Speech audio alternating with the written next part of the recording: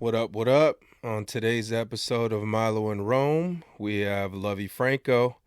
We talk about what it's like to be a senior, playing sports, balancing life, family, and fun. And she has a really good message. She's a great kid, and it was an honor getting to sit down and talk with her, and getting to highlight this aspect of her life. So thank you for being here. Thank you for listening. I hope you enjoy it. And here we go. Ayer ya pasó mi Cristo, mañana quizá Él no vendrá. Ayúdame hoy, yo quiero vivir un día a la vez.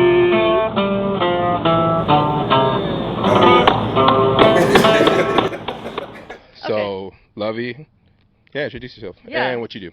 Yeah, do I look at the camera? Sure. Which This one's one? you. Oh, This one's you. This one's both of us. This one's you. Okay, I'm Lovie Franco. My full name's Lovieanne, but everybody calls me Lovie. And I'm 17 years old. I live in Othello. Let's see. I'm a dual enrollment student, so I go to high school in CBC, and I play soccer and softball. And I'm an older sister of two. There. Even the way you said that, it made it sound like a mother of two. I don't know. It's mostly like a full-time job. It feels like it. Yeah. You guys just had a game today that we filmed a little bit of. You guys played Quincy. Do you want to talk about the game a little bit? Yeah, I'll talk about the game a little bit. It was pretty, I don't want to say embarrassing, but yeah, it wasn't that well. It didn't go over that well. And I think the second half we played way better. I think so too. Like, we had a lot of opportunities to score, we just didn't finish. It felt like the second half you guys are a little bit more aggressive than the first. Yeah. I was telling Gib when we were watching, it felt like you guys were getting like countered a lot. Yeah. Like you guys would like get really close to scoring, and then they'd turn the ball around, and then they'd have like a shot on goal like immediately right after. Yeah. That's pretty good. What position do you play on the soccer field? I play center defense usually, but just defense all around. Yeah, I don't have no idea what any of the positions are in soccer. I know the goalie or keeper. Sorry, Yeah. Is that what you're supposed to call it? Yeah. And I know striker. Yeah. Well, that's just because I've heard people say that, but that's really it. And then there's like middle left and wing and what else? Centers and backs and forwards. Yeah, well, on our team we don't really use like positions. It's more like numbers. Like I'd play a 2 or something. Got So it. yeah, so it's kind of hard to explain because like all the different formations that they have, and yeah. Okay. But I've always wanted to be like a forward and score and stuff. But when I was little, my coach is Rambo, and I was like, I want to be a forward. He's like, no, you're a defender. And I was like, okay. Ooh. So like, I've always only played defense, but I like defense. It's chill. Have you've scored goals before? Yeah. When's the last time you scored a goal? Like my freshman year. Like, it's been a while. Okay. All right, we'll change the subject. Let's start with the question that I'm sure you've heard a million times. Are you sick of it yet? What are you going to do after school? You're in your senior year. Yeah. Yes, you are of course going to graduate, I'm assuming? Yeah. I'm Okay. going. What'd you say, dual student? It's dual enrollment. Dual enrollment. Yeah, it's called the Running Start program. Oh, I was Yeah. in Running Start too. Yeah. Okay, you guys go to CBC. Yeah. Do you travel that way, all the way to Tri-Cities? Or? No, all my classes are online, but I have to do like a lab there and then like a gym class over there. So those are the only 2 classes I have to travel to. Oh, nice. Yeah, I did that too. It saved quite a bit of money for my parents, and it was fun. I got to wake up way later. That was the number one point that I was like, okay, I don't have to get up at 7:30 in the morning anymore. I can wake up at 10, make it to class on certain days. Other days I didn't make it. But what are you gonna do when you're done? Do you have any plans? Anything? Well, yeah, I think my 2 plans right now. Well, I've always said I want to like primarily focus on my education before athletics first. Got it. So like if I'm looking at school, I want it to be something that's fit for me and what I picture myself in the future. So like obviously I love like Oregon environment. Like yeah, I love over there. I think if I were to play softball and go that route, it'd probably be at George Fox University over there, or Okay. like Clackamas Community College. Those are like my two first like softball route. Um, but I'm planning on attending a university, a 4-year, getting my AA, and then transferring over to a 4-year over there. Preferably Portland University. That's where I want to go. Got it. Yeah. Do you have any idea what you want to do career-wise? Oh yeah. I want to be a child trauma therapist. Okay. So right now I'm really focusing on that psychology, sociology aspect of this. Yeah. Nature or nurture? Huh? That's a psychology question. That's the only psychology question I know. Nature or nurture? What is it? Nature is like, are people born the way they are and that's why they're the way they are? Or nurture, like, are people made to be the way they are? Nurture is the way people are made to be, and then nature. Just yeah, so which one are naturally you? Are you nature or nurture? I think I'm a nurture. Nurture? Yeah, what are you? I think I'm nurture. Yeah. I think you're born the way you are, but then I feel like somebody can like, I don't know. I feel like you can change. I don't know. That's the only psychology question I know. We had to take a couple psychology questions or like courses in college, but not enough for me to remember anything really at all. Yeah, college. I put those days behind me. Really far behind me. Yeah. All right. Tell us about softball. We're here at Husky Field. Does your field have a name? The Rudy Ochoa Complex. Rudy Ochoa Complex. Yeah. Okay. Well, we're here at the Rudy Ochoa Complex, where you've played for 3 years now, ready to start your 4th year when the spring comes around. Yep. Tell us about softball and what it means to you. Like softball's like a really like big part of my family. Yeah. Like I've been playing since I was like I think I started like when I was like 8 playing 10U. Yeah. And it was like it's like been a really big part. Like I played year round. Like my first favorite sport was soccer. Like I loved soccer. Like I would choose soccer, and then I just started like playing more of softball, and so I was like, oh, like I'm way better at this. So let's just do this. Yeah, it's been a lot. I've played on like 3, I want to say, different travel teams, and I've like learned a lot from a bunch of different coaches. I mean, I played here for my past 3 years, and I've had a pretty good experience here so far. But yeah, and like I made a lot of friends through it. That's how we met. Do you remember meeting for the first time? No, I think you I were was like 4 or little. 5. Yeah, I was a baby. We met at a softball field. You came with your Thea Donna, and I was playing, and our team got put out, and we got put out in pretty like bad fashion. And I remember like I had walked out, I had left the field and walked to the car to go put my things away, and I'd walked back in, and I remember being so angry, like so mad that I don't know, like more mad than I should have been. Looking back on it now, like I'm a man, like why was I taking the sport so serious? But I'm sure you know how it feels to like lose, and you walk in and you're just mad that you can't control it. And I sat down being so angry, and I don't know what happened, but like you were sitting there because Donna and my sister were friends, and you said something to me, and I was like, who is this little girl that's talking to me like she's an adult? Like he's using all these grown-up words. And it immediately disarmed me, and I couldn't be angry anymore. I was like, man, like, what am I going to tell her, to get out of here? Like, to leave me alone? Like, I can't. Like, I don't know. Like, your personality was so funny. Like, it just, it calmed me, and it made me think, like, who is this kid? Like, I don't know who she is, but I'm going to remember her because, I don't know, at just that point, you meet somebody. Rarely is it like a 5-year-old that you're like, I'm going to remember this person forever. But yeah, we met at a softball field. Your grandpa, my dad, played softball against one another when they were my age, I guess, in their 20s and 30s. And I don't know, our families, I guess, just have always been connected in that way in softball. And I felt like this is where we needed to do the interview because of how much the sport means to you and your family, and to me and mine. I feel like I owe a lot to the game. I coach. I've watched you quite a bit. Watched Diamond a lot. Watched your mom and Donna play a lot. And I don't know. I was really happy that it was a nice day, that we Yeah. could come out, and I was like, man, it's gonna work. Like this is gonna be the spot for us to do it. Sitting in softball chairs. Yep. They're called lawn chairs. I asked Gib. I was like, yo, do you have any softball chairs? No. What are those? It's like, dude, like the chairs that you sit in to watch softball. Lawn Oh. chairs, I guess is what they call. I Yeah. call them softball chairs, but I'm glad that we could sit down and do this. Let's talk to me about your family. We talked about your grandpa playing a lot. I'm sure that do you remember watching him play? Did you ever get a chance to do that? No. He was retired way before then. Yeah. But have you ever he's always there. He's one of the people that's like always there, like willing to like watch you and willing to come and see. Yeah. So why don't you tell me about like what that means for you, like having him there, having your family there. What does that mean? Oh yeah, it means the world to me, honestly. Like when I was little and he'd miss a game, I think I'd cry on the way to the game, be like, "Why isn't my grandpa coming? Coming in my life?"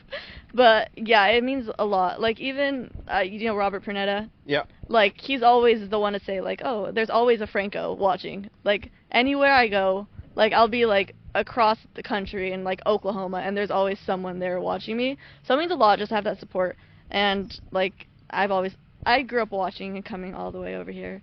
Mm-hmm. So it's like it's kind of cute to see how like that's like reciprocated, and it really does mean a lot. Even if it's like all the yelling and all the whatever you're doing out there. The tough love. Yeah, but yeah, I've learned a lot from them specifically more than anything. So I always appreciate to have them there, even if they annoy me and always critique. It's just out of care and love. So I appreciate it a lot. Nice. But yeah, I like coming and watching the games, watching you play. I feel like it's kind of like a never-ending cycle of Yeah. Franco's playing softball. Yeah. Like grew up watching your grandpa play when I was a kid, playing with my uncles, and then like watching, or then playing myself, watching your aunt, your mom play. And then watching Diamond, Yeah. like being young. That's when I first started coaching. I was coaching in Cheney, and I remember playing against Othello and Diamond talking about like her being in an 8th grade tournament, getting ready to start her high school career, starting to watch her at state. She graduates, and now, all right, it's Lovey's turn. Yeah. Okay, and then now your sister's coming up. Mm-hmm. Do you feel, I don't know, do you feel any responsibility for kind of passing a torch, kind of? No, I wouldn't say I feel like a responsibility, because I know like they love, my little sisters love, like absolutely love just like always having a ball or doing something.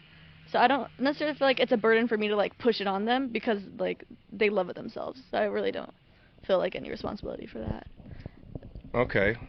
What about as far as like big sister like responsibilities? You said that you're a sister. How'd you say it? Sister of two. A sister of two. What responsibilities do you feel in that way? Like. I feel like, yeah, I've learned that they watch every single thing I do. Like everything I do, and they'll just like mirror that. So it's probably made me more like conscious of like I can't yell at my teammate because I don't want Dion screaming at her teammate. So that's probably it. Just being like a better role model, like carrying myself in a way that I would want to see them carry themselves when I watch them.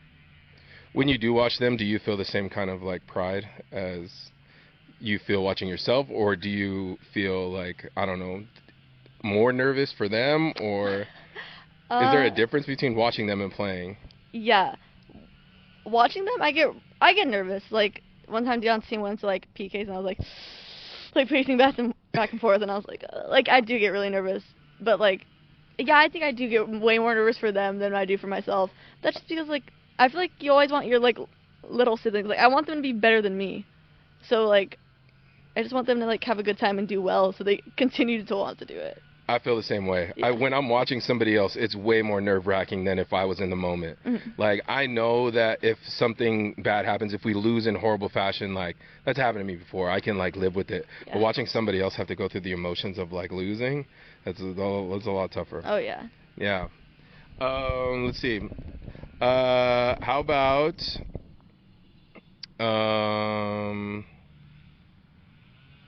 talk to us about... some of the balance. Talk to us. Let's do this. Talk to us about balance. So, being a senior, being a dual, what was that? Enrollment. Dual. Enrollment. There. Okay. There you go. I keep forgetting what that term is. It sounds so official. Being that, being a sister of two, being a daughter, being a granddaughter, student, of course. Like, how do you balance? How do you maintain balance, like, in your life as a 17-year-old? Well, I think it's more so like me. Like, I don't think my family ever like puts any like pressure. Like, oh my God, you have to do this. You have to do this. Like, I think my schedule, like, when Tate's like I work and then I have like practice and all that stuff. But I like being busy. And of course, I have my days where I just like want to lay in bed, like, and be lazy. But I like enjoy being busy a lot. It makes me feel like productive and stuff.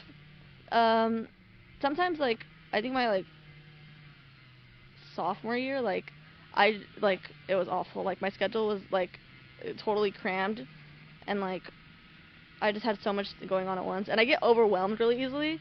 So like I just need to schedule it out. Like, I need to visibly see what I'm doing for a day on like paper, and then go from there. But yeah, I wouldn't say like it's hard to balance. I think it's pretty doable and easy. Like, I've been doing it since like I was 10, so it's not really much. Playing multiple sports and school and everything, yeah. I think about your schedule, and that overwhelms me as an adult. I feel like that would be more than I could handle, or more than I would want to put on my plate. Like, when I grew up and played, well, I played one sport at a time, and I had 2 practices a night, and that was it. Now I kind of watch kids play, and even have girls that are on our team that will be a part of 3 or 4 teams at a given time. Yeah. They'll have practice in the summer, and I'll honestly feel guilty about practicing at night because they've had volleyball practice, and then they go to basketball practice, and then they have swim or cheer, and then family, and then they want to come to, and they still want to be able to come. Yeah. I feel like it's incredibly easy to become overwhelmed, and I'm honestly impressed with how well you guys are doing it. Like, you in particular, like how well you balance a lot of things, and I think it like kind of inspires me to do the same. Like, man, like, look at, like, of course, like, I feel like you have much more energy than me, but I think that, like, man, there's kids that are doing this, that are able to balance the schedule and manage it. Twice their age, and a little bit more. I think I should be able to handle work. No, there's definitely been days where I just like I mentioned my sophomore year. Like, I would have to wake up at like 5 in the morning and then get my sisters ready and then get myself ready for school and then go on from there. And like, there were days where I would just woke up, my alarm went off, and I just started crying because like I don't want to. Or like I'll like go to work. I wake up pretty early for work, and then I like have to go to soccer practice. I'm like, oh, I just want a nap. Yeah, I have days like that. I call them Monday. and Tuesday sometimes. Sometimes it even sneaks into Wednesday. All right, but as far as like what you do on your free time, because you still have some, you know. Yeah. What are some of the things that you enjoy doing, or what are some of the things you do to take, or to let off some steam? You know, I'm a really big movie and book person. Like, I love reading a good book, and then I love watching really good movies. Okay. Yeah, and so I like doing that. I obviously like to hang out with my family. My grandpa's a really big movie guy too, so we'll be like, let's watch this one. Okay. Let's watch this one. What's a good book that you've read? Let's see. I brought one with me. Did you really? Yeah. Okay. What is it? I Have the Right To by Chesty Prout. All right. Yeah. Are you all the way through it? Oh yeah, I've read this book like 6 times. You reread? Yes, I reread. I'm a rereader. I'm not a rereader. I'll read it once, and if I love it, I'll keep it with me forever. Really? I'll put it on the bookshelf, but I can't reread. Tell us about the book. What did you learn from it? Oh, it's more so like her story, like as a victim of like sexual assault. Okay. And like it's her like telling her story and more like empowering. I don't know. I really love the book. I think she tells it in a really like beautiful way. All right. Yeah, it's written beautifully, and like, yeah, her story is just really amazing. See, this is also like one of the things where I don't know. It's hard to remember that you're 17. Like, that's such an adult thing to do. Yeah, I don't know very many like teenagers that are like, yeah, I've read the book and I've read it 6 or 7 times. Like, Yeah. that's pretty awesome. I was little, my mom used to grab me from the books. So, yeah, I've gone through like Remarkable. the Harry Potter series, like I think Oh, two and a that's one of half. my favorite series. I love Harry Potter. Same. Oh, I'm a huge Potterhead. Yes. Who's your favorite like non-main 3 character? Fred and George. The Okay. Weasley twins. That's a good one. All right, I think my favorite is, I like Hagrid. That was such a you answer. He's like, such a protector, and he's like so like big and gentle. I feel like he's somebody that I could dress up for as Halloween and just almost not be in costume. Yeah, aside from the hair, like, you know, the size, like, I'm kind of there. The beard, I don't have like the voice, I guess. My voice is kind of deep like his, but give an yeah. accent. No, I can't. You can't do an accent. No, Harry. Oh my God. No, I do that one good. I guess I do a good one. You're a wizard, Harry. That one's kind of good. Yeah. I feel like I could do it better, but that one was all right. All right, he's pretty good. What about your favorite Harry Potter name? My Harry Potter name? Yeah, there's some great names. Yeah, like Horace Slughorn. I don't know. I never That's a really good one. thought about like the name. Tonks. That's a good one. Oh man, I wish I would have known that we were gonna go on a Harry Potter talk. I would have like sharpened up my Harry Potter knowledge. No, I can't like think of a good name. God. Yeah, Neville Longbottom. He's also one of my favorite characters. Neville Longbottom. I like Neville. I like Luna Lovegood. Oh, That's Luna a good Lovegood. name. That's the best name. I think. like Luna. I because I was loving it. Yeah. There you go. Luna Living Lovegood. it, loving it, dude. Oh yeah, she's one of my favorites. I like. Yeah, She's really she's quirky. quirky. Yes, exactly. It's somebody that I would like to hang out with and just like talk. I feel like she would bring up the most random things, and it would the conversation would never be not interesting. Yeah. Yeah, dude, this is awesome. I know. We need to talk about Harry Potter more often. Holy cow! All right. Let's see. I had all my questions written down, and they were on my phone, but then I forgot. I put my phone over there to record. I know. This would have been great for like me to like, I don't know, if I would have sent you the questions yesterday. But yeah, that was pretty cool. I'm glad that you chose that.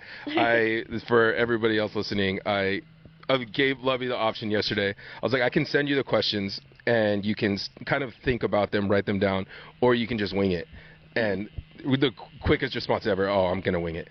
Yeah. That's my way. That's my way. Let's jump off this cliff and let's see what happens. Like we'll worry about the landing when we get there, but let's jump. And I don't know. I'm glad. So I'm kind of stumbling when it comes to like thinking about what to ask for questions. Oh, this is always a good question to ask. Do you have any questions for me? Oh, I don't know. Because that's a great question to ask.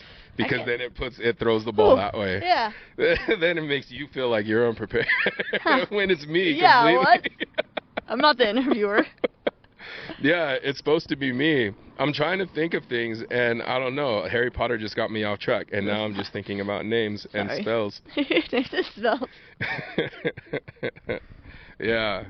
Oh man, there was a thing that was going around for a while. I remember in college where me and like none of my guy friends, because they were not into it at all, but like the girls that I was going to school with, we would text one another when like the teacher was lecturing, when the professor was lecturing, it got really quiet, and we'd text one another Expelliarmus, and if you got that text, you had to immediately drop your phone. So we'd text one another. That's so weird. We'd text one another when it was like the most serious, in-depth lecture, and you know the professor's like they're on one, just dead quiet in the hall, and then you just hear like boom, boom, boom. No, somebody got disarmed. I hit him with a disarming spell. That's such a weird like thing to do. Incredibly weird. But like, I'm gonna go fix the camera and then think of another question. Okay. I'll be here. Yeah. All right. Here we go. Tell us about your role models and influences. Ooh, my role models and influences. You know, I'm gonna have to say, like, my family as a whole. I think I can't even like pinpoint one person, just because they're all so different individually that you like take a little bit out of each of them. Like, my grandma's probably, like, the most hardest working woman I've ever met in my life. Like, working, like, a double every day. Like, you're, like, 60. Come on. You can retire now, Grams. But, yeah, she's so hardworking, and she's a nurturer. Like, she's always there. Like, and she's probably the most caring person I'll ever meet in my life, I think. And then my grandpa, he's just incredible. Like, I can't even think of, like, one, like, bad quality he has. Like, he's, like, beyond amazing. Like, he's so supportive, and I just couldn't ask for anybody better to, like, walk me through my 17 years. And then my mom is definitely the strongest person I've ever met. Like, yeah, I think my mom's one of my biggest inspirations just because she's so incredibly strong, and she goes through life, like, you know, was taking it one day at a time, and she's just really inspiring to me.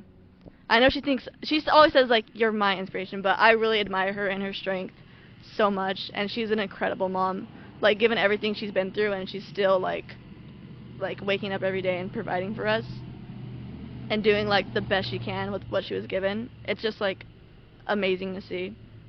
And then I'm gonna have to say Donna, just because she's probably the smartest woman I've ever met, and I think Donna's the one that's, like really put, like, the brain in my head, and, like, got me in, like, mentality wise. And then Diamond, just, like, the most sensitive one. She's it's okay, like, you can talk, like, it's okay to cry. The listener. Yeah.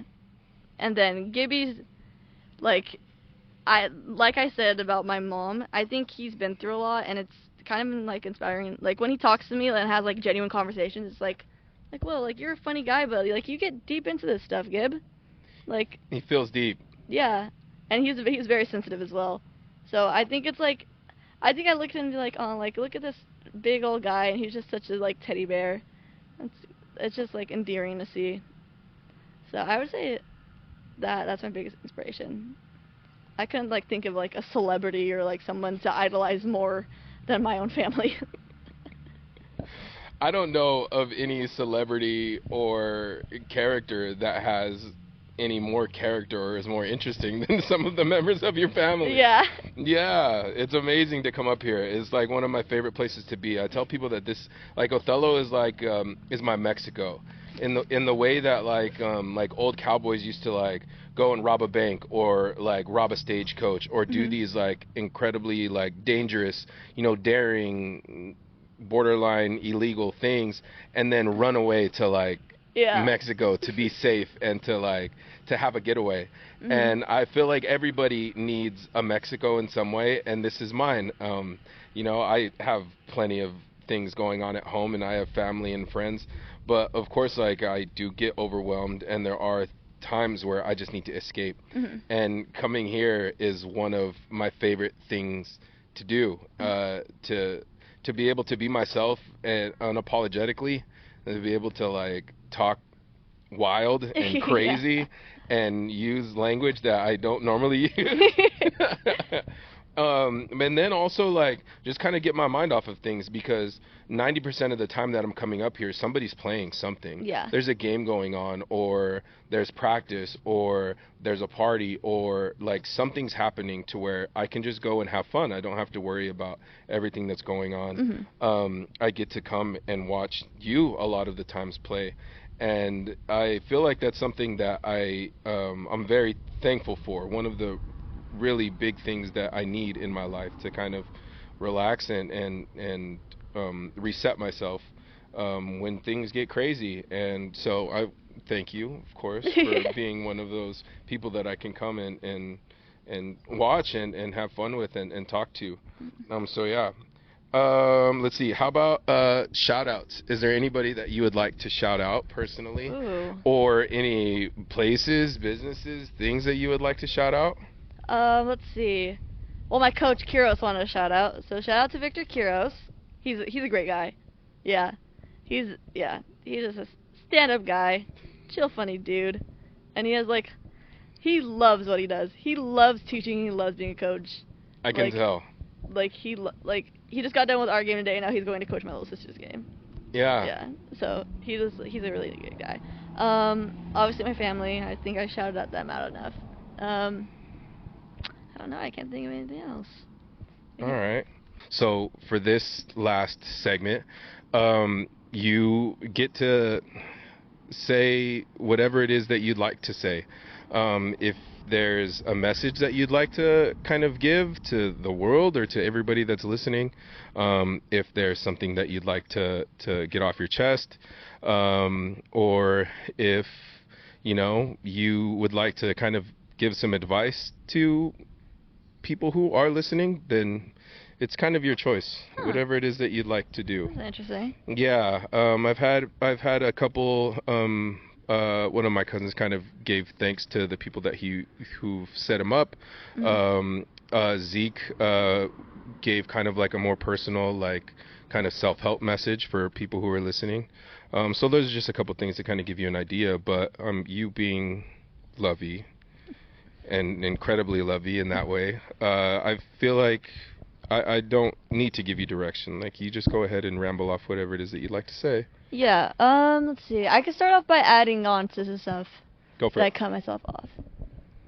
I'm gonna add John in the mix of my inspirations Okay. or role models, just because. I mean, you've met the guy. Like, he's incredible, and if you know anything about him, like, he does. I can't even say exactly what he does because he's working all the time, and I think his job's like really cool. He's like a social worker-ish, but he's pretty high up there, getting on those promotions and stuff. And he just helps like homeless or people that recently coming out of like confinement come into society basically, and I think that's pretty good. Like he's a really like sweet guy, even though he's like a jokester, and I think like he's had a rough little upbringing, and I think it's inspiring to see like him doing so well for himself and so well for his family. That's a big one.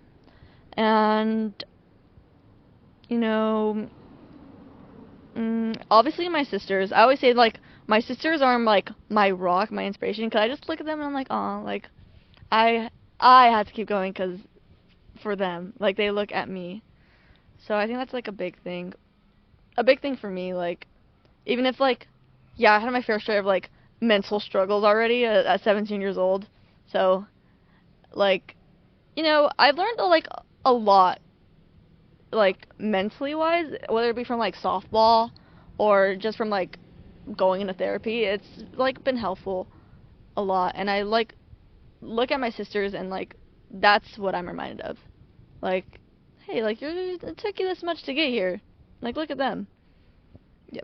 And like even like struggling with like negative thoughts ish. Like I just look at my sister and like I wouldn't want them to think this about themselves because they're the most like gorgeous, beautiful, kindest sometimes creatures I've ever met. Like they're just little balls of joy, I think. And even when they make me so mad and they bully me all the time, I just love them the most. So, and I think the only advice I can ever give, and this is my one piece of advice to anybody who ever asks, is just control the controllables. Like your attitude and the amount of effort you're putting into anything. I think a coach told me that one time. Like, you can't control everything. Because I'm really bad with being a perfectionist. And, like, my favorite main sport is a sport of imperfection. It's like, control what you can. I think that applies to, like, a lot of things. Like, some stuff's out of your control. Like, you can't really do much about that. What are some of the things that you would consider uncontrollable? Because I feel like that would be something to shed some light on, because I feel something that you might find uncontrollable, other people might think that, oh no, I can do it. Yeah. And maybe hearing somebody else say, no, that's completely uncontrollable, let that go, would be something that could help. So do you have any examples off the top of your head, or things that you would deem uncontrollable, things that you've learned to let go? Yeah, I think the first one's definitely just like mental health. Like I've heard that like all my life, like if you're just depressed, just stop being sad. Like that's not really a controllable thing. Like it's okay to be sad, it's okay to ask for help, like it's okay to go through stuff, and it's really good being able to talk about that and shine light on that instead of suppressing that. I would say mental health for me is definitely like the biggest uncontrollable. Oh, I touched that. But and you hear it all the time, like you don't have anxiety. You're just like nervous. But like I do think it's a real like genuine issue, and it's okay. That's out of your control.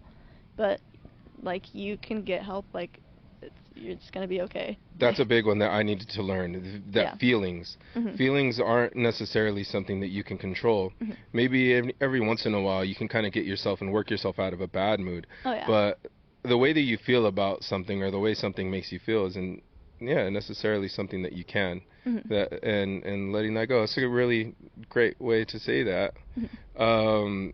and a good way to end. Thank you. Mhm. Yeah, I'm glad. I feel like this is definitely the first time I've done anything like this. I'm a rookie at this kind of. The podcasting, no, I've kind of been doing that for a while. But Mhm. sitting down and interviewing somebody in this way, in this manner, with this setup, is the first time, and I'm glad that it was you. I don't think there was anybody else that it would have gone as smoothly.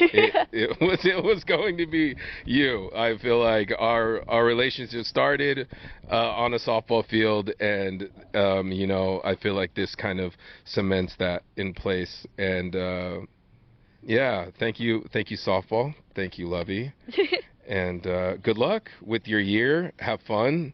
Mhm. Yeah, enjoy it. It's gonna go by fast. Oh yeah. Yeah, if I could give you some advice, it's gonna fly by, especially with the amount of things that you have on your plate. So have fun and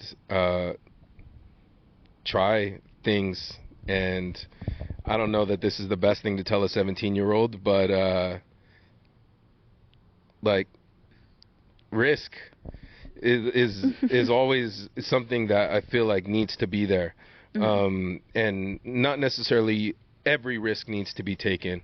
You do need to be mindful about it, but there are some times where you can find yourself where I don't know if I should, I don't know if I'm strong enough, I don't know if I'll be able to, Mhm. and in times like that, I would always just say, remember who you are, and that you can, and to put those thoughts aside and jump.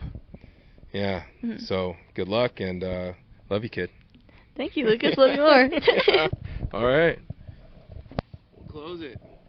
Nice. Nice. All right, we're off. Good job, kid. Thanks.